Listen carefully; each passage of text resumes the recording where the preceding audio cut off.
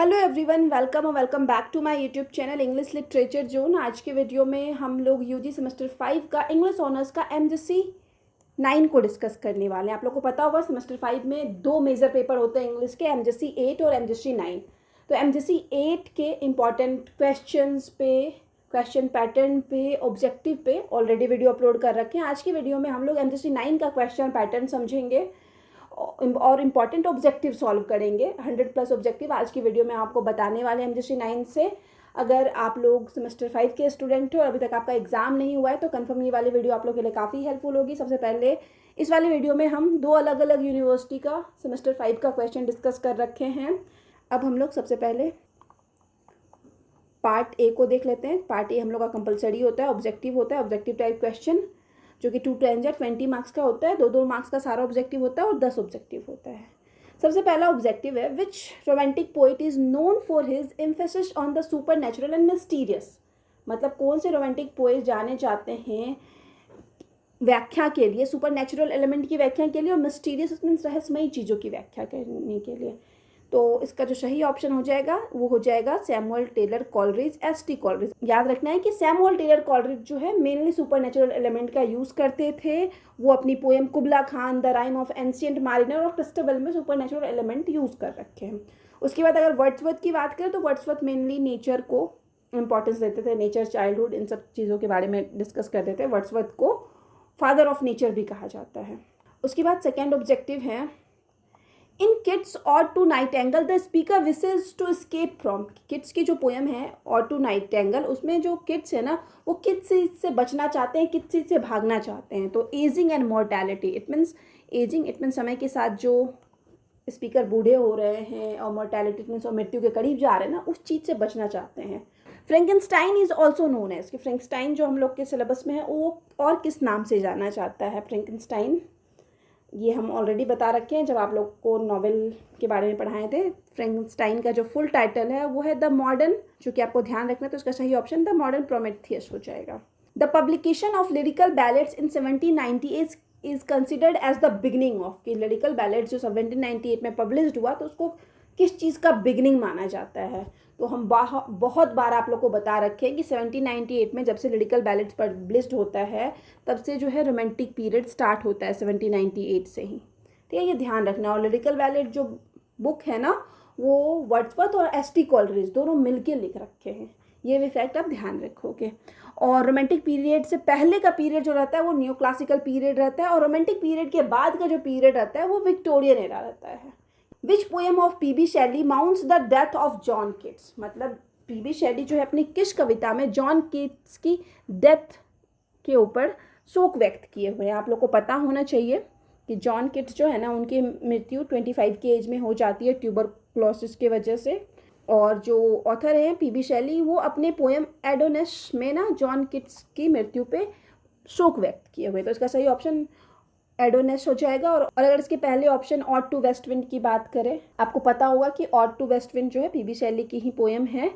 इसमें जो शैली है ना वो ट्रांसफॉर्मेशन, रीबर्थ, इन सब चीज़ों के बारे में डिस्कस करते हैं। टू ए स्काईलार्क जो है वो भी पी.बी. शैली की ही पोएम है, और स्काईलार्क जो है ना एक तरह का बर्ड रहता है। प्रोमेथियस अनबाउंड की बात करें तो ये एक लिरिकल ड्रामा है पी.बी. शैली का जो कि 4 एक्ट का है। The romantic period ended with, कि रोमांटिक पीरियड जो खत्म होता है कब खत्म होता है, हम बताए थे ना कि विक्टोरियन पीरियड स्टार्ट हो जाता है रोमांटिक पीरियड के बाद। तो ये जो कोरोनेशन ऑफ क्वीन विक्टोरिया, मतलब क्वीन विक्टोरिया जैसे ही गद्दी पे बैठती है, सम्राज्ञी बनती है, रानी बनती है, तो उसी के साथ रोमांटिक पीरियड खत्म हो जाता है, ये आपको ध्यान रखना है। उसके बाद रोमांटिसिज्म इन लिटरेचर एम्फेसाइज्ड, कि रोमांटिसिज्म जो होता है साहित्य में तो उसमें किस चीज़ की व्याख्या की जाती है।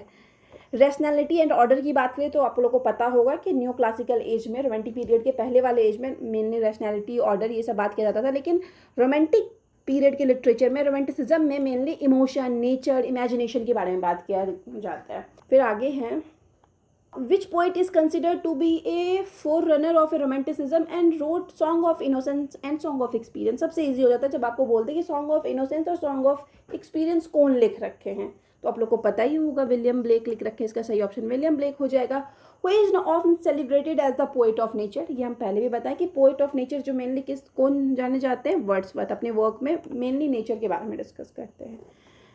उसके बाद जो हम लोग का सबसे आखिरी ऑब्जेक्टिव रहने वाला है, the beloved of Frankenstein, the protagonist भी है इस नॉवेल का, तो उसकी बिलवेड का नाम क्या रहता है, उसकी बिलवेड का नाम एलिजाबेथ रहता है, ठीक है। तो इस वाली यूनिवर्सिटी का जो ऑब्जेक्टिव है वो एवरेज ही है, इजी ही है। अगर आप ऑब्जेक्टिव अलग से नहीं प्रिपेयर किए होगे, नोट्स ही पढ़ के क्या होगा ना, तो कन्फर्म 8-9 तो आराम से सही कर लेते, 1-2 में ही थोड़ा बहुत कंफ्यूज होते हैं। ऑब्जेक्टिव देख लिए, पार्ट बी और पार्ट सी भी देख लेते हैं। उसके बाद हम आपको और भी एक्स्ट्रा इंपॉर्टेंट ऑब्जेक्टिव बता देंगे। सबसे पहले व्हाट इज रोमांटिसिज्म, रोमांटिसिज्म क्या होता है वो बताना है। तो यहाँ पे आप रोमांटिक पीरियड का जो है इंट्रोडक्शन वाला सेक्शन से स्टार्ट कर सकते हो और थोड़ा बहुत रोमांटिसिज्म के थीम को डिस्कस करते हुए बता सकते हो 1.5-2 पेज में। फिर what type of work is Mary Shelley's Frankenstein, Mary Shelley की वर्क जो फ्रैंकेनस्टाइन है वो किस तरीके का वर्क है वो बताना है, दूसरा क्वेश्चन। इसमें टोटल जो है आपको 4 क्वेश्चन डिस्कस करना होता है पार्ट बी में। उसके बाद थर्ड क्वेश्चन है comment on the structure of the Robert Burns red rose, की रेड रोज जो पोएम है ना उसके स्ट्रक्चर के बारे में डिस्कस करना है। तो इसका तो हम आपको नहीं बता रखे हैं, स्ट्रक्चर के बारे में नहीं डिस्कस कर रखे हैं। उसके डी में है with reference to the context explain करना है। तो ये मोस्टली अगर आप लोग के सिलेबस में पोएम है तो पूछा जाने का चांसेस होता है कि ये with reference to the context पूछेगा ही। और अगर आप लोग की यूनिवर्सिटी में पहले जो क्वेश्चन आ रखा है पहले के सेमेस्टर में पूछा हुआ है तो कन्फर्म है कि इस बार भी पूछने का चांस बन जाता है। इन द केस आप लिखना चाहते हो थोड़ा बना बना के लिखा जा सकता है, क्योंकि मेरे टाइम में भी हमको नहीं पता था कैसे लिखना है, लेकिन फर्स्ट ईयर के एग्ज़ाम के बाद ना सेकेंड ईयर हम खुद से समझ गए कि हम इसको किस तरीके से लिख सकते हैं। तो वही तरीका आपको हम ओवरऑल बता देते हैं जिससे आप सॉल्व कर पाओगे बिना बहुत पढ़े ही। सबसे पहले ना आपको जो भी पोएम छोटा है आपके सिलेबस में उन सबका थोड़ा बहुत लाइन कभी कभी देखते रहना है, ताकि आपको ध्यान रहे कि वो ये वर्ड है तो ये इस वाली पोएम के बारे में होगा, ठीक है। तो ये जो लाइन है वॉज इट ए विजन और ए वेकिंग ड्रीम, तो ये जो लाइन है ना वो और टू नाइट एंगल से ली गई है। और और टू नाइट एंगल तो काफ़ी बड़ी भी पोएम है। अगर इस लाइन को एक्सप्लेन करना हो तो आप इस तरीके से स्टार्ट कर सकते हो कि this poetic lines have been taken from John Keats famous poem ode to nightingale. The poet compose this lines after listening to the nightingale song. ये ऑलरेडी हम इंट्रोडक्शन वाले सेक्शन में ये line लिख रखे हैं। तो इस तरीके से ना उस पोएम में जो भी थोड़ा बहुत आप पढ़ रखे हो जो लगेगा कि आपको चल सकता है तो वहाँ पे लिख सकते हो, अगर आपको एग्जैक्ट मीनिंग नहीं भी पता है इन दोनों लाइन का तो, ठीक है। तो ये चीज़ आप कर सकते हो। 1-1.5 पेज उसी पोएम को और टू नाइट एंगल को ही कुछ घुमा फिरा के बना के स्टांजा 1, 2, 3 से कुछ लाइन लिख दोगे तो ये आंसर आपका रेडी हो जाएगा, आपको कुछ नंबर मिल जाएगा। और अगर ऐसे क्वेश्चन आप अटेम्प्ट करते हो तो कन्फर्म चांस है कि 70% प्लस मार्क्स आपको एग्जाम में आएगा। एग्जाम में इंपॉर्टेंट होता है कि आप क्वेश्चन छोड़ो नहीं, ठीक है। अगर आप टॉपिक पढ़ रखे हो उस टॉपिक से रिलेटेड कुछ भी आए तो वहाँ पे लिख के आओ। उसके बाद ये आपको बता दिए। फिर write any 2 features of William Blake's poetry, William Blake की पोइट्री के 2 फीचर को लिखना है। तो यहाँ पे उनके थीम्स को डिस्कस कर सकते हो, the tiger, the chimney sweeper, इन सारे पोएम में क्या डिस्कस किए हुए हैं थोड़ा बहुत वो 2 फीचर एज ए डिस्कस कर सकते हो। फिर explain with reference to the context फिर से है। तो ये जो है O lift me as a wave a lift a cloud, a lift a cloud आपको पता होगा कि और टू वेस्ट विंड में डिस्कस किया गया है। तो इसको भी इस तरीके से शुरू करोगे कि this poetic lines has been taken from P B. Shelley famous poem ode to west wind. Through this lines the poet describes a natural phenomena, जो कि हम स्टार्टिंग फर्स्ट स्टांजा में ही बताए हुए हैं जब हम पोएम को एक्सप्लेन कर रहे थे। तो अगर आप वो वीडियो देख रखे हो और टू वेस्ट विंड वाली, तो इस लाइन के जरिए जो पोएट है नेचुरल फिनोमेना को डिस्क्राइब करते हैं, जो journey of life from birth to death. He talks about the capabilities of west wind. तो इस तरीके से मतलब ये हम फर्स्ट स्टांजा बता रहे हैं जो हम अपने नोट्स में बता रखे हैं। तो इस तरीके से इसका explain with reference to the context ready हो जाएगा, ठीक है। स्टार्टिंग के 2-3 लाइन में आपको बस यही दिखाना है कि ये जो लाइन है ना कहाँ से लिया गया है। जैसे स्टार्टिंग में लिखोगे this poetic lines have been taken from P B. Shelley famous poem ode to west wind. In the poem the poet addressing west wind, की वेस्ट विंड को संबोधित करते हैं इस पोएम में, एड्रेसेस वेस्ट विंड लिख सकते हो। उसके बाद ये 1-2 लाइन लिख दी और कुछ नहीं समझ में आ रहा है तो पब्लिश कब किया गया दूसरा लाइन यही ऐड कर दो कि this lines have been taken from P B. Shelley famous poem ode to west wind, it was published in, जो भी डेट में पब्लिश करवाया गया वो मेंशन कर दोगे। आगे कंटिन्यू कर सकते हो जो आपको हम कुछ लाइन बताएं कि स्टांजा 1 का जो लाइन था कि through this lines the poet describes a natural phenomena, तो ये आगे ऐसे कंटिन्यू किया जा सकता है, आपको मार्क्स अच्छे खासे मिल जाएंगे। ये सेकेंड पैराग्राफ में लिखना है जो भी हम बताएं, through this lines the poet describes the natural phenomena, ये ना सेकेंड पैराग्राफ में लिखना है। फर्स्ट वाले पैराग्राफ में बस ये बताना है कि किस ऑथर की ये लाइन है और कौन सी पोएम से ली गई है, कब पब्लिश्ड हुई है, ज़्यादा ज़्यादा आपको पता है कि किस चीज़ के बारे में ये पोएम है तो वो बता रख सकते हो। ठीक है, तो ये शॉर्ट क्वेश्चन हो गया। अब हम लोग पार्ट सी में 10 3 या 30 मार्क्स का मतलब 3 क्वेश्चन लॉन्ग क्वेश्चन आपको डिस्कस करना है। सबसे पहला जो क्वेश्चन है वो है critically examine the story of फ्रैंकेनस्टीन। फ्रैंकेनस्टीन की जो स्टोरी है ना उस पर थोड़ा क्रिटिकल कमेंट करते हुए उस स्टोरी को डिस्कस करना है। तो ये ना थीम्स वाले सेक्शन को बिना पॉइंट में लिखे यहाँ पे डिस्कस कर सकते हो। इंट्रोडक्शन के बाद काफ़ी अच्छा आंसर आपका रेडी हो जाएगा। उसके बाद discuss the characteristic of romantic poetry, ये तो ऑलरेडी हम आपको बता रखे हैं, तो ये तो कवर अप आपसे हो ही जाता, बन ही जाता एग्जाम में। Write the critical appreciation of Kubla Khan, ये भी आपको हम बता रखे हैं अच्छे से। Write the critical appreciation of the chimney sweeper, ये तो रिसेंटली वीडियो अपलोड किए हुए हैं आप लोग के सिलेबस के टाइम में, तो वो ये तो आपके पर्सपेक्टिव से ही रेडी किए हुए, तो ये भी 4 क्वेश्चन तो पक्का आप कवर अप कर लेते हैं अगर आप मेरी वीडियोज़ देख के गए हो अपने सिलेबस का। तो उसके बाद सबसे आखिरी क्वेश्चन है give an estimate of John Keats और William Wordsworth as a great romantic poet. John Keats और विलियम वर्ड्सवर्थ को एक ग्रेट रोमांटिक पोएट के रूप में डिस्कस करना है, तो ये हम नहीं बता रखे हैं, बट आपको एग्जाम में जो है टोटल 3 ही क्वेश्चन डिस्कस करना है। तो यहाँ तो 4 मैच कर गया, तो इसमें से कोई 3 ही डिस्कस कर सकते हो। तो यहाँ पे हम लोग का क्वेश्चन वाला सेक्शन खत्म होता है। अब हम लोग जो है आपको बताए थे आगे जो है हम कुछ important objective point wise discuss करेंगे। ठीक है, तो स्टार्ट करते हैं कुछ इंपॉर्टेंट ऑब्जेक्टिव MGC 9 का, जो कि हम पॉइंट वाइज लिख रखे हैं क्योंकि वो ऑप्शंस डाल के ऑब्जेक्टिव रेडी करना उसमें टाइम लगता है टाइप वाइप करने में, इस वजह से हम सिर्फ 1 लाइनर के जरिए आपको इंपॉर्टेंट ऑब्जेक्टिव बताएंगे। ये सारा चीज़ आपको ध्यान रखना है। ठीक है, सबसे पहले और टू नाइट एंगल का देख लेते हैं, जो कि जॉन किट्स की काफ़ी फेमस पोएम है। इसको जो लिखा गया 1819 में लिखा गया और पब्लिश किया गया 1820 में, ये दोनों डेट आपको याद रखना है। ये जो पोएम है एक टाइप का ऑड है। इसका जो थीम है इट मीन्स विषय जो है इसमें नेचर की ब्यूटी इट मीन्स प्रकृति की सुंदरता दिखाई गई है, आर्ट के बारे में है, मोरालिटी इट मीन्स मृत्यु के बारे में है, और उसमें ना एक कॉन्ट्रास्ट दिखाया गया है, ये भी बोल सकते हैं कि ह्यूमन सफरिंग मनुष्य के दुखों और नाइट एंगल का जो सॉन्ग है ना उन दोनों के बीच में कॉन्ट्रास्ट एक अंतर भी दिखाया गया है। यहाँ human suffering versus night angle eternal song कि मनुष्य के सफरिंग और नाइट एंगल के इटर्नल सॉन्ग के बीच में कॉन्ट्रास्ट अंतर दिखाया गया है। टोन जो है ये पोएम जो है मेलानकेलिक टोन में लिखी गई है। इसमें जो नाइट एंगल है वो प्रतीक है, सिंबल है, रिप्रेजेंट करती है इमॉर्टैलिटी एंड आर्टिस्टिक ब्यूटी को।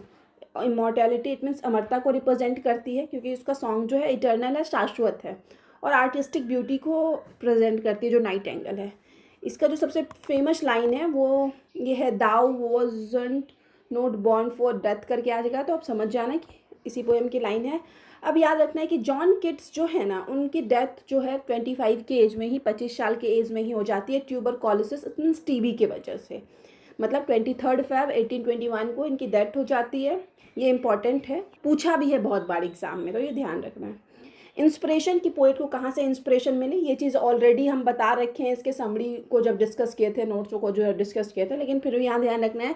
ए नाइट एंगल नेस्टिंग इन ब्राउन्स गार्डन, मतलब जॉन किट्स के एक फ्रेंड थे ब्राउन, तो उनके ना गार्डन में एक नाइट एंगल का घोंसला था, तो उसी से जो है जॉन किट्स को प्रेरणा मिली, इंस्पिरेशन मिली इस पोएम को लिखने का। उसके बाद जो सेकेंड वर्क है फ्रैंकेनस्टाइन, उसके कुछ इंपॉर्टेंट फैक्ट्स को देख लेते हैं कि फ्रैंकेनस्टाइन का जो फुल टाइटल है वो फ्रैंकेनस्टाइन है और द मॉडर्न प्रोमेथियस, ये ध्यान रखना है।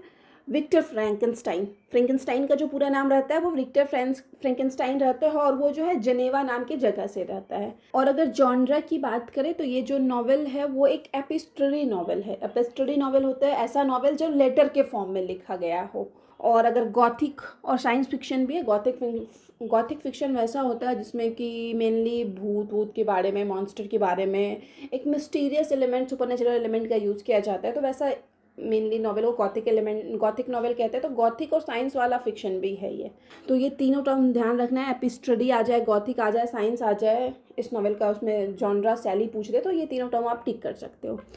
उसके बाद नॉवेल बिगिन्स विथ कि ये नॉवेल जो स्टार्ट होता है ना वो स्टार्ट होता है रॉबर्ट वॉल्टन्स लेटर।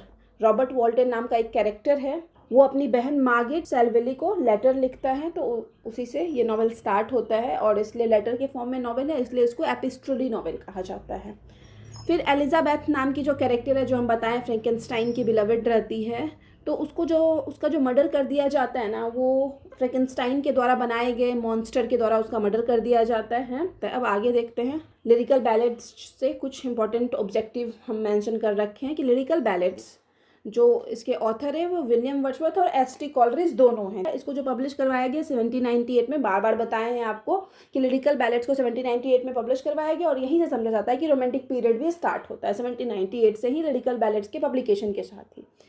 अब इसके बाद आता है प्रीफेस टू लिरिकल बैलेड्स। सिर्फ लिरिकल बैलेड्स आ जाए तो उसका पब्लिकेशन डेट हो जाएगा 1798, लेकिन अगर प्रीफेस टू लिरिकल बैलेड्स आ जाए तो उसका जो पब्लिकेशन डेट होगा वो 1800 होगा। ये ध्यान रखना है आपको कि प्रीफेस टू लिरिकल बैलेड्स 1800 में पब्लिश हुआ है।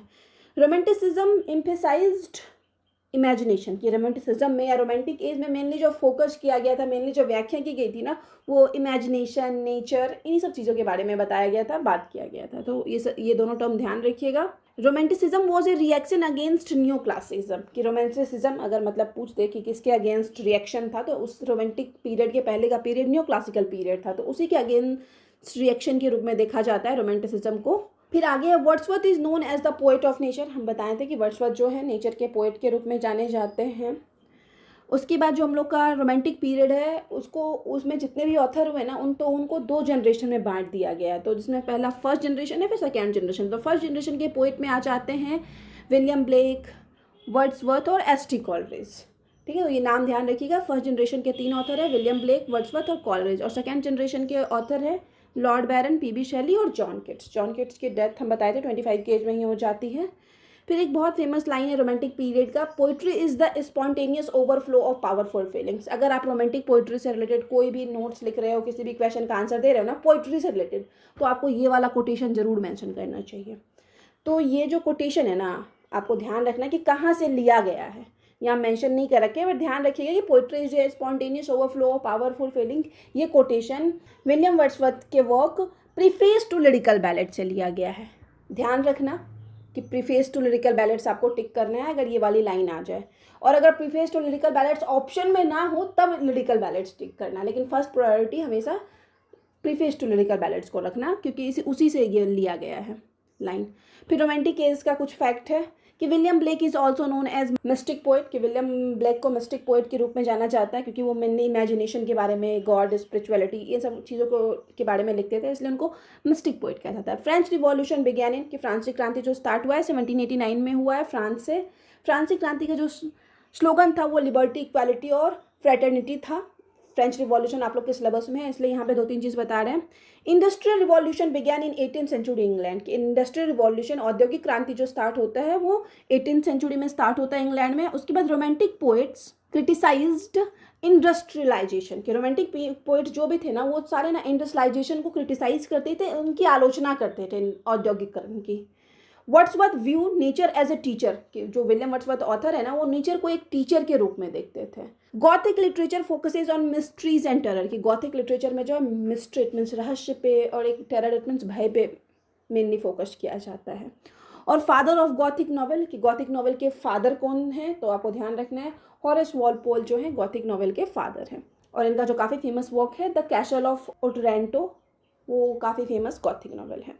Major themes of romanticism, romanticism का जो मेजर थीम होता है वो यहाँ पे आप ध्यान रख सकते हो, वो है नेचर एंड इमेजिनेशन, की रोमांटिक पीरियड है मेनली प्रकृति के बारे में, इमेजिनेशन के बारे में बात किया जाता था। तो मेन थीम रोमांटिक पीरियड का या रोमांटिसिज्म का यही हो जाएगा। उसके बाद है पी.बी. शेली से रिलेटेड कुछ इंपॉर्टेंट फैक्ट, ठीक है, कि और टू वेस्ट विंड जो कि पी.बी. शेली का वर्क है, उसका जो थीम्स है वो है change, transformation, renewal and rebirth, मतलब बदलाव के बारे में, ट्रांसफॉर्मेशन के बारे में, रीबर्थ के बारे में बात किया गया इस पोएम में। टू ए स्काईलार्क जो है वो पी.बी. शेली की काफ़ी फेमस पोएम है। ये एक लिरिकल पोएम है जिसमें कि बर्ड जो रहती है स्काईलार्क, उसके बारे में ये पोएम है। उसके बाद फिर आगे मेंशन कर रखे हैं प्रोमेथियस अनबाउंड जो है वो एक लिरिकल ड्रामा है जो कि 4 एक्ट का ड्रामा है, और ये पी.बी. शेली का ही वर्क है। फॉल ऑफ नेपोलियन, ये रोमांटिक पीरियड के टाइम का ही मतलब एक इवेंट है, तो इसलिए इसको मेंशन कर रखे हैं कि नेपोलियन का जो फॉल होता है, पतन होता है, वो 1815 में होता है बैटल ऑफ वाटरलू के बाद। ये ध्यान रख सकते हो फैक्ट। रिफॉर्म बिल, कि इंग्लैंड में जो रिफॉर्म बिल आता है यूनाइटेड किंगडम में, यूके में, वो 1832 में आता है। और रिफॉर्म बिल के बाद क्या होता है ना, मिडिल क्लास को वोटिंग का हक मिल जाता है। और 1832 इट मीन्स रोमांटिक पीरियड के आसपास आता है और स्पेशली इंग्लैंड, यूनाइटेड किंगडम से रिलेटेड है। विलियम ब्लेक से रिलेटेड कुछ फैक्ट है कि विलियम ब्लेक का जो पोएम का कलेक्शन है सॉन्ग ऑफ इनोसेंस, उसको 1789 में पब्लिश करवाया गया है और सॉन्ग ऑफ एक्सपीरियंस को 1794 में। इन द चिमनी स्वीपर की विलियम ब्लेक की जो कविता है chimney sweeper, the angel promises Tom decker freedom in heaven, कि एंजल जो है ना टॉम डेकर से क्या प्रॉमिस करती है, तो उसको प्रॉमिस करती है कि उसको हेवन में, स्वर्ग में जाके फ्रीडम मिलेगी, स्वतंत्रता मिलेगी। ये ध्यान रखना, ये ऑब्जेक्टिव भी पूछा है ऑलरेडी बहुत सारे एग्जाम में। लंदन, एक पोएम का नाम है विलियम ब्लैक की, द स्टिक रोज भी उनकी पोएम है, द टाइगर भी उनकी पोएम है। Belong to songs of experience, ये सारी पोएम जो है सॉन्ग ऑफ एक्सपीरियंस से बिलोंग करती है, सॉन्ग ऑफ एक्सपीरियंस से है, जिसको कि 1794 में पब्लिश करवाया गया था। द चिमनी स्वीपर थीम्स की चिमनी स्वीपर थीम आप लोगों को पता ही होगा, हम रिसेंटली वीडियो अपलोड किए, चाइल्ड लेबर के बारे में है ये। तो इसका जो विषय है चाइल्ड लेबर है, इनोसेंस है, एक्सपीरियंस अनुभव है, ऑपरेशन इट मीन्स शोषण है। द टाइगर की थीम्स की बात करें तो द टाइगर जो है उसका थीम जो है वो क्रिएशन, रचना है, पावर है, गुड वर्सेस एविल है। कि हम लोग का जो पोएम है द चिमनी स्वीपर, उसको ना दोनों कलेक्शन में पब्लिश करवाया गया है, मतलब सॉन्ग ऑफ इनोसेंस में भी द चिमनी स्वीपर को पब्लिश करवाया गया है और फिर सॉन्ग ऑफ एक्सपीरियंस में भी। ये चीज़ ध्यान रखना कि दोनों कलेक्शन में, इनोसेंस, एक्सपीरियंस, दोनों में ये पब्लिश हुआ है। और फेमस लाइन जो हम लोग का पोएम है द टाइगर, उसका फेमस लाइन है, tiger tiger burning bright. The tiger symbolises strength and power, कि इसमें जो टाइगर रहता है ना, बाघ रहता है, वो प्रतीक रहता है स्ट्रेंथ, ताकत का और पावर का। कॉन्ट्रास्टेड विथ, कि इस पोएम को किस पोएम के साथ कॉन्ट्रास्ट में लिखा गया है, तो द लैम्ब जो पोएम थी सॉन्ग ऑफ इनोसेंस की, उसके कॉन्ट्रास्ट में ये द टाइगर लिखा गया है। लिटरेरी डिवाइस, और भी ढेर सारा लिटरेरी डिवाइसेस का यूज़ किया गया है द टाइगर पोएम में, लेकिन मेनली जो है एलिट्रेशन का यूज़ किया गया है। एलिट्रेशन क्या होता है, एलिट्रेशन एक फिगर ऑफ स्पीच है, मोस्टली लिटरेचर में यूज़ किया जाता है। तो इसमें क्या होता है ना कि सेम साउंड एक सेंटेंस में ना बार बार रिपीट होता है 3 से 4 बार। जैसे एक हम आपको सेंटेंस बताते हैं, I built a big boat, तो यहाँ क्या हो रहा है ना, आई बिल्ट में भी बी साउंड है, ए के बाद फिर बिग में भी बी साउंड है, बोट में भी बी साउंड है, तो बी साउंड जो है ना, ब का साउंड बार बार रिपीट हो रहा है, तो इसी को कहा जाता है एलिट्रेशन के सेम साउंड का रिपीटेशन। तो मेनली एलिट्रेशन का यूज़ किया गया लिटरेरी डिवाइस इस पोएम में। राइम स्कीम जो है इस पोएम का द टाइगर का AABB है। द लैम्ब की बात करें तो द लैम्ब का जो थीम है वो इनोसेंस एंड क्रिएशन है। Jesus Christ is referred to as the lamb, की पोएम में ना जीसस क्रिस्ट को एक लैम्ब के रूप में रिप्रेजेंट किया गया है, लैम्ब की तुलना जीसस क्रिस्ट से की गई है, ये ध्यान रखना है। लैम्ब सिंबलाइजेस, कि लैम्ब जो प्रतीक है वो किस चीज़ का प्रतीक है, इनोसेंस एंड प्योरिटी का प्रतीक है। फैक्ट्स, अब ऑड इंटिमेशंस ऑफ इमॉर्टैलिटी को डिस्कस कर लेते हैं। इसका जो थीम है वो पैसेज ऑफ टाइम है या फिर लॉस ऑफ चाइल्डहुड इनोसेंस है। ये ध्यान रखना कि समय का बीतना या फिर चाइल्डहुड इनोसेंस किस तरह से खो जाता है, बचपन का जो इनोसेंस है उसके बारे में बात किया गया। इसको लिखा गया जो है 1802 से 1804 के बीच लिखा गया, 1807 में इसको पब्लिश करवाया गया था। ये जो पोएम है एक तरह का पिंडारिक ऑड है, ये ध्यान रखना है कि ये जो पोएम है ऑड इंटिमेशंस ऑफ इमॉर्टैलिटी, वो पिंडारिक ऑड है। टोन जो है नॉस्टैल्जिक और मेलानकलिक टोन में ये भी कविता लिखी गई है। इसका जो फुल टाइटल है ये मोस्ट इंपॉर्टेंट है, ध्यान रखना, टाइटल में थोड़ा बहुत वर्ड को या फिर स्पेलिंग को थोड़ा चेंज करके आपको दे देगा। इसका फुल टाइटल है odd intimations of immortality from recollections of early childhood. Prominent literary device, किसमें कौन सा लिटरेरी डिवाइस यूज़ किया गया है, तो मेनली पैराडॉक्स का यूज़ किया गया है। ये ओपनिंग लाइन जो है वो देयर वॉज ए टाइम करके स्टार्ट होता है, closing line to me the meanest flower, ये पूछा है 1-2 बार, इसलिए ध्यान रखना। उसके बाद कुबला खान की बात करते हैं। एस टी कॉलरिज का काफ़ी फेमस पोएम है, इसको जो है एक फ्रेगमेंट के रूप में भी जाना जाता है। फ्रेगमेंट का मतलब होता है कि एक किसी बड़े वर्क का एक छोटा सा टुकड़ा, ठीक है, एक इनकम्प्लीट वर्क हम लोग बोल सकते हैं, तो एक फ्रेगमेंट के रूप में भी जाना जाता है कुबला खान जो पोएम है। इस पोएम में एक रिवर को मेंशन किया गया, उस रिवर का नाम एल्प है, ध्यान रखना, ALPH एल्प है। उसके बाद इस पोएम में है कि Kubla Khan wants to build a pleasure dome, कि कुबला खान जो है प्लेजर डोम बनाना चाहता था, कहाँ पे, ज़ेनाडू नाम का एक जगह है, ZXANADU, ज़ेनाडू नाम का जगह है, तो वहीं पे वो बनाना चाहता था। ये ध्यान रखना है, ये जो टर्म है कुबला खान या ST कॉलरिज से कॉन्टेक्स्ट में कुछ भी पूछे तो उसमें ये ऑप्शन रहे तो आप टिक कर सकते हो। और रिवर में Alph, written after waking from a dream, कि कुबला खान जो पोएम है ना, ये एस.टी. कॉलरिज लिख रखे हैं एक ड्रीम से जागने के बाद, एक सपने से जागने के बाद। इसको लिखा गया 1797 में, और जो पब्लिश करवाया गया था वो 1816 में पब्लिश करवाया गया था। मूड की बात करें तो ये मिस्टीरियस और ड्रीम लाइक पोएम है। ड्रीम मतलब सपने से उठने के बाद लिखे हैं, तो ड्रीम लाइक पोएम है, मिस्टीरियस पोएम है। अब हम लोग ऑड टू वेस्ट विंड के कुछ इंपॉर्टेंट पॉइंट्स को देख लेते हैं। Ode to west wind poem है ना, स्पीकर जो है वो addresses the west wind, mainly जो संबोधित करते हैं वो वेस्ट विंड को संबोधित करते हैं। West wind represent a destructive and creative force of nature, कि वेस्ट विंड जो है वो प्रतीक है या फिर रिप्रेजेंट करता है नेचर के, प्रकृति के विनाशकारी और रचनात्मक दोनों तरह के फोर्स को, दोनों तरह के पावर को। टोन जो है इस पोएम का वो डिफायंट और पैशनेट टोन में ये पोएम लिखी गई है। और जो लिटरेरी डिवाइसेस मेनली यूज़ किया गया वो पर्सोनिफिकेशन लिटरेरी डिवाइस का यूज़ किया गया है। अब पर्सोनिफिकेशन को समझते हैं। पर्सोनिफिकेशन भी फिगर ऑफ स्पीच है जिसका यूज़ मेनली लिटरेचर में किया जाता है। और इसका एग्जांपल जैसे द सन किश हम बोल रहे हैं कि सन जो है वो किश करती है, मतलब सन की रोशनी आ रही है चेहरे पे, उसको द सन किस लिख दिया, इंस्टाग्राम पे पोस्ट डाल दिया। लेकिन सन में क्या होता है, वो किस तो कर नहीं सकती है।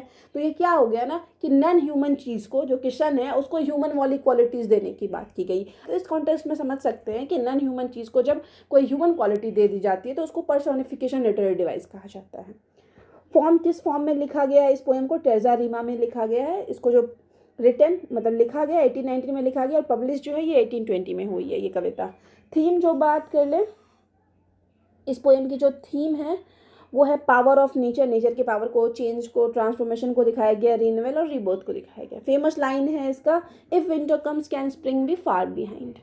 Waste wind symbolizes death and rebirth. West wind जो है डेथ इट मीन्स मृत्यु का भी प्रतीक है, रिबर्थ इट मीन्स पुनर्जन्म का भी प्रतीक है। ये जो पोएम है टोटल 5 कैंटो में लिखी गई है। ये चीज़ आपको ध्यान रखना है कि टोटल वेस्ट विंड जो पोएम है वो 5 कैंटो में लिखी गई पोएम है। उसके बाद एक और पोएम आप लोग के सिलेबस में है रेड रेड रोज करके, उसका हम आगे मेंशन नहीं कर रखे हैं बट आपको बता दें, वो रॉबर्ट बर्न्स की पोएम है और वो 16 लाइन्स की पोएम है। ठीक है, याद रखिएगा 16 लाइन्स की पोएम है। इट मीन्स उसमें 4-4 लाइन का ना 4 स्टांजा है। आपको पता होगा 4 लाइन्स के स्टांजा को क्वार्टरन्स कहते हैं। ऑथर को जो ये रेड रेड रोज पोएम लिखने की इंस्पिरेशन मिली ना, वो एक फॉक सॉन्ग से मिली है। ध्यान रखिएगा, इंस्पिरेशन एक फॉक सॉन्ग से मिली है। इसका जो राइम स्कीम है रेड रेड रोज का ABCB है। और इस पोएम को जो लिखा गया है ना वो स्कॉटिश लैंग्वेज में, स्कॉटिश डायलेक्ट में लिखा गया है, ध्यान रख सकते हो। और इस पोएम का एक और टाइटल है रेड रेड रोज का, O my love is like a red red rose. ये टाइटल भी इस पोएम का है। तो एक और टाइटल क्या है रेड रेड रोज का, my love is like a red red rose. ये ध्यान रखना, ठीक है। तो यहाँ पे हम लोग का सारा इंपॉर्टेंट ऑब्जेक्टिव खत्म हो गया। अब हम लोग जो दूसरा जो क्वेश्चन था सेमेस्टर 5 का MGC 9 का वो देख लेते हैं। ठीक है, तो सबसे पहले ऑब्जेक्टिव इसमें भी है। सबसे पहला ऑब्जेक्टिव है in the chimney sweeper what is the central theme of the poem. Chimney sweeper का सेंट्रल थीम पूछ रहे हैं तो आप लोगों को पता ही होगा, वो लव और रोमांस तो हो नहीं सकता, सोशल इनजस्टिस और चाइल्ड लेबर। तो आपको पता है चिमनी स्वीपर जो है मेनली वो चाइल्ड लेबर के बारे में, तो इसका सही ऑप्शन चाइल्ड लेबर हो जाएगा। In ode intimation of immortality what role does nature play in human life. इसमें बताया, पूछा जा रहा है कि ह्यूमन लाइफ में ना जो है नेचर है वो क्या भूमिका निभाती है, जो हम लोग के mainly poem odd intimation of immortality में डिस्कस किया गया है। तो इसका सही ऑप्शन हो जाएगा it reminds human of lost glory. ठीक है, ये थोड़ा ऑब्जेक्टिव हट के था, हो सकता है ऐसा ऑब्जेक्टिव 1-2 आ जाए तो आपको दिक्कत हो, लेकिन मोस्टली ऑब्जेक्टिव 8-9 ऑब्जेक्टिव आपसे आराम से बन जाएगा। इन द टाइगर, कि हम लोग की जो कविता है द टाइगर में, what does the word tiger symbolise. ये जो टाइगर है वो किस चीज़ का सिंबल है, तो हम बताए थे एविल और डिस्ट्रक्टिव पावर का सिंबल है। इसमें सही ऑप्शन ये एविल एंड डिस्ट्रक्टिव पावर हो जाएगा 2। In Kubla Khan where does Kubla Khan build his pleasure dome. बताए थे कि प्लेजर डोम कहाँ बनाता है कुबला खान, तो ये वाला ऑप्शन सही हो जाएगा, जेनाडू नाम के जगह पे बनाता है। In ode to west wind what is the meaning of the line. मतलब ऑड टू वेस्ट विंड में ये जो लाइन है काफ़ी फेमस लाइन है, if winter come can spring be far behind. हम बताए थे ये लाइन काफ़ी फेमस है इस पोएम का। तो इसका अर्थ क्या है, इसका अर्थ होता है वो है hope and renewal follow despair. ठीक है, ये सही ऑप्शन हो जाएगा इसका, hope and renewal follow despair. In ode to a nightingale what does the nightingale song represent. कि नाइट एंगल सॉन्ग जो है किस चीज़ को रिप्रेजेंट करता है, वो इटर्नल एंड टाइमलेस आर्ट को रिप्रेजेंट करता है। सही ऑप्शन ये हो जाएगा। उसके बाद आगे है in Frankenstein who is the creator of monster. हम बताए थे कि मॉन्स्टर को कौन क्रिएट करता है, बनाता है विक्टर फ्रैंकेनस्टाइन ही बनाता है। Which of the following is a की फीचर्स ऑफ रोमांटिसिज्म। का की फीचर्स क्या है कि इमिटेशन किया जाता है क्लासिकल रूल्स का, focus on common man, strict discipline, discipline तो फोकस नहीं किया जाता है, ठीक है। फॉर्मल लैंग्वेज में होता है तो सही ऑप्शन हो जाएगा ये फोकस ऑन कॉमन मैन पे, आम आदमी पे ज़्यादा फोकस किया जाता है। उसके बाद 9th नंबर का ऑब्जेक्टिव है हम लोग का, romantic poet was deeply interested in, कि रोमांटिक पोएट जो थे वो डीपली, इट मीन्स किस चीज़ में मेनली इंटरेस्टेड थे। तो इसमें तो सबसे सही ऑप्शन आपको पता ही है कि रोमांटिसिज्म का जब भी बात आए और नेचर और इमेजिनेशन ऑप्शन में रहे तो वही आपको टिक करना है। तो सही ऑप्शन इसमें 3rd नेचर हो जाएगा। उसके सबसे आखिरी ऑब्जेक्टिव है, which of the following is a common feature of gothic literature, Gothic literature का कॉमन फीचर बताना है, तो उसमें सुपर नेचुरल एलिमेंट यूज़ किया जाता है, ठीक है। तो यहाँ पे हम लोग का टोटल 10 ऑब्जेक्टिव खत्म हो गया। अब हम लोग शॉर्ट क्वेश्चन आंसर और लॉन्ग क्वेश्चन आंसर को देख लेते हैं। पार्ट बी में 4 क्वेश्चन हम लोग को बनाना है, देखते हैं कैसा क्वेश्चन आया। How does Wordsworth describe childhood in the odd intimations of immortality, थे ऑड इंटीमेशन ऑफ इमॉर्टैलिटी में जो है ऑथर वर्ड्सवर्थ जो है किस तरीके से चाइल्डहुड को डिस्क्राइब करते हैं। तो ये अगर आप पोएम पढ़ रखे हो तो कंफर्म इसका आंसर लिख सकते हो, काफ़ी ईजी है, बन जाएगा ये question. What is the west wind called both destroyer and preserver in ode to west wind, कि वेस्ट विंड को डिस्ट्रॉयर और प्रिजर्वर दोनों क्यों कहा गया है, ठीक है। तो मतलब डिस्ट्रॉय भी करता है, विनाश भी करता है, और बहुत चीज़ों को वो प्रिजर्व भी करता है, मतलब एक तरह से अच्छा भी है बुरा भी है, तो दोनों क्वालिटी को लिखना है। तो ऑलरेडी हम पोएम डिस्कस करते वक्त वेस्ट विंड के अच्छाई और बुराई दोनों को डिस्कस किए हुए, एज ए डिस्ट्रॉयर भी डिस्कस किए, प्रिजर्वर भी डिस्कस किए हुए। What lesson does फ्रैंकेनस्टीन teach about science and responsibility, science और रिस्पॉन्सिबिलिटी के बारे में जो फ्रैंकेनस्टाइन है वो क्या लेसन सिखाता है। तो इसमें ना हम बता रखे हैं कि किस तरह से साइंस जो है हार्मफुल होता है। तो मेनली जो थीम्स वाला सेक्शन है या इंट्रोडक्शन है उससे कुछ लाइन लिखा जा सकता है इसमें, वो कभी कभी हार्मफुल हो जाता है अगर उसको सही तरीके से यूज़ ना करे तो। What did romantic poet react against new classicism, की रोमांटिक पोएट जो है न्यू क्लासिज्म के अगेंस्ट क्या रिएक्ट करते हैं, तो ये मे भी ना बने। But what is the central theme of the poem lamp, ये तो आराम से बन जाएगा, लैम्प का सेंट्रल थीम तो डिस्कस भी कर रखे हैं। Central theme of Kubla Khan, ये भी बन जाएगा, ठीक है। तो 5 तो हम बताएं दिए, अप्रॉक्स बन ही जाएगा अगर आप मेरा नोट पढ़ के गए हो तो, लेकिन आपको आंसर यहाँ 4 ही देना है। पार्ट सी की बात करते हैं, तो पार्ट सी में जो क्वेश्चन आ रहा है, सबसे पहले आंसर यानी 3 क्वेश्चन का आंसर देना है 10 या 30 मार्क्स के लिए। सबसे पहला है discuss the historical background of the romantic revival with reference to the impact of French revolution, ये ऑलरेडी अपलोड है, इसमें फ्रेंच रिवॉल्यूशन वाला क्वेश्चन आंसर होगा, जो कि हम फ्रेंच रिवॉल्यूशन पे वीडियो अपलोड कर रखे हैं, वो वाला होगा। कि वो नोट्स लंबा है, 5-6 पेज का है, तो उसमें से 3.5-4 पेज आपको अपने आंसर में लिखना है। Analyze the role of childhood and its significance in shaping the poet's vision of immortality in odd intimation of immortality। इसमें जो मेनली है ना चाइल्डहुड को डिस्कस करना है with reference to the poem जो है हम लोग का ऑड इंटीमेशन ऑफ इमॉर्टैलिटी। तो ये भी आराम से हो जाएगा अगर आप समरी पढ़ के गए हो, पोएम का एनालिसिस देख के गए हो। तो ये सारा पोएम जो है पूरे चाइल्डहुड पे ही बेस्ड है, और 2-3 कोटेशन ऐड कर देते हो तो एकदम काफ़ी परफेक्ट आंसर आपका रेडी हो जाएगा। Explain the role of imagination and poetry in ode to nightingale, ये शायद ना हो पाए, but analyse the character of Victor Frankenstein as a tragic hero, एक ट्रेजिक हीरो के रूप में विक्टर फ्रैंकेनस्टीन को डिस्कस करना है। Discuss the major feature of gothic literature, तो ये ना इंपॉर्टेंट है आपको विक्टर फ्रैंकेनस्टीन का कैरेक्टर स्केच, और साथ ही साथ ये जो नॉवेल है ना इसकी थीम को, फ्रैंकेनस्टाइन जो नॉवेल है ना उसके थीम को पढ़ के एग्जाम में ज़रूर जाना चाहिए, काफ़ी इंपॉर्टेंट है, पूछ सकता है। और फिर थोड़ा सा गॉथिक नॉवेल, गॉथिक लिटरेचर के बारे में भी आप लोग को थोड़ा बहुत पता होना चाहिए, इसको एग्जाम में पूछे जाने का चांस है। ऐसा क्वेश्चन कि गॉथिक लिटरेचर को आपको डिस्कस करने बोलते हैं, शॉर्ट या लॉन्ग किसी एक में तो पक्का आने का चांस है, मतलब 70-80% रखो कि आएगा ही। यहाँ पे जो हम लोग का क्वेश्चन है सेकेंड वाला भी वो भी खत्म होता है। बाकी अभी अगर आप लोग के एग्जाम में टाइम है तो आपको कोई अगर लगे कोई इंपॉर्टेंट टॉपिक है उस पर आपको नोट्स चाहिए तो आप लोग कमेंट करके बताना, हम कोशिश करेंगे 1-2 दिन में वीडियो अपलोड कर दें, ठीक है। तो मिलते हैं नेक्स्ट वीडियो में नेक्स्ट टॉपिक के साथ। वीडियो अगर आप लोग के लिए हेल्पफुल होती है तो आप लोग वीडियो को लाइक करना, चैनल को सब्सक्राइब करना और कमेंट करके बताना कि आगे आपको कौन से टॉपिक पे वीडियो चाहिए।